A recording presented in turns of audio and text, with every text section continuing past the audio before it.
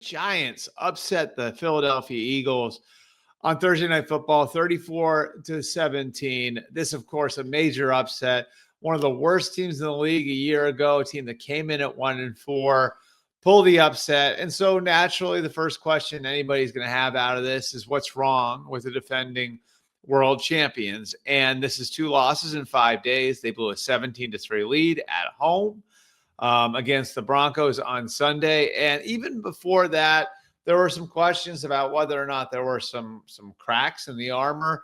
You go back and you look at the last 3 weeks, they were able to beat the 3 weeks before that. They were able to beat the Chiefs, the Rams, and the Bucks.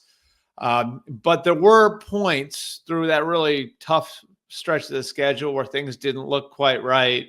And so now, instead of it being 4-0 and there being a but you've got something to chew on. So what's the difference between this year's team and last year's team? It's starting on the offensive side of the ball. I know a lot of people are going to focus on Jalen Hurts and the relationship with the receivers. The offensive line isn't playing the same way. Now, they don't have Mekhi Becton from a year ago, but I'm not sure that that's really it. Like Lane Johnson's been banged up. He's a little older. And you just look at where they're at. And the run game is ranked towards the bottom of the league. That's meant they're playing at a long yardage more. They've been playing from behind a little bit more. And that's not the way that the Eagles offense is built. Last year, what made them so efficient, what made the pass game so dangerous is what they were able to do in the run game. And so now, like inexplicably, really, with the back that they have, with the line that they have, ranking in the bottom half of the league, running the ball, the context under which that offense is playing has changed. And of course, it's going to make a difference in the passing game. And so it's made a difference for Jalen Hurts. It's made a difference for A.J. Brown. It's made a difference for Devontae Smith. You saw early in that game, they were relying a little bit more on Dallas Goedert. I think that's indicative of the problem. When you've got to get rid of the ball quicker, it's going to go underneath to your tight end. So there's that issue on offense. Then on defense, I'm not quite sure enough people gave credence to how much the Eagles lost during the offseason. This was not a run it back situation. Milton Williams is gone.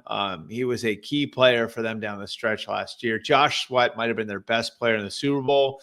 He's also gone. Kobe Dean is still working his way back from injury.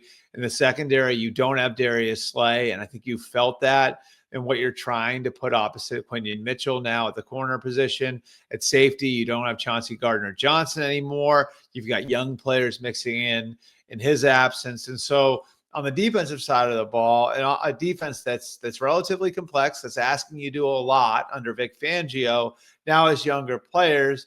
And so you couldn't just lock in, you got the same group as the year before, we're going to build on last year's success. You were starting over like with about half the lineup. So I think this is certainly stuff the Eagles can work through. You would expect that the running game is going to be better, and that's going to, again, change the context under which the offense is playing as time goes on. When you've got Saquon Barkley and you've got an offensive line that still has Cam Jurgens, that still has Landon Dickerson, that still has those tackles and Mulata and Lane Johnson.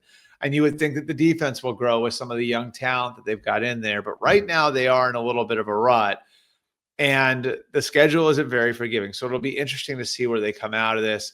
Right now, they're 4-2. As for the Giants, again, I think you see the energy that Jackson Dart and Cam Scatterbo brought to the team last night. That much is very, very apparent. But I'd like to shout out a group that's taken a beating there over the last couple of years, and that's the offensive line, which I think has been the difference maker here. One absence that I don't think enough people were paying attention to early in the year was Andrew Thomas. He was still coming back from injury from last year, and it just took time. And now that he's locked in at left tackle, a lot of the other pieces have fallen into place. It's the offensive line really that they envisioned having when they revamped things before the season last year. It's the offensive line they had for the first month and a half of last year when things looked okay.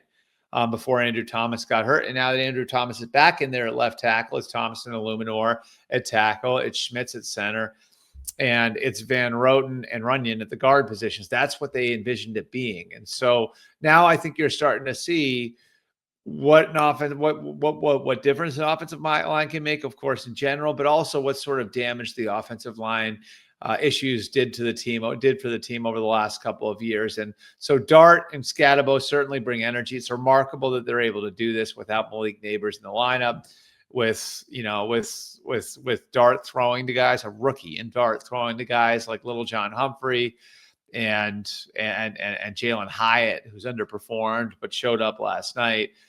Theo Johnson has a big game. So it's easy to kind of just say, okay, like this is Jackson Dart making a difference, and he did make a difference, but it's also that offensive line, and the defense is showing real signs of life too. So like where the Giants are coming out of that one.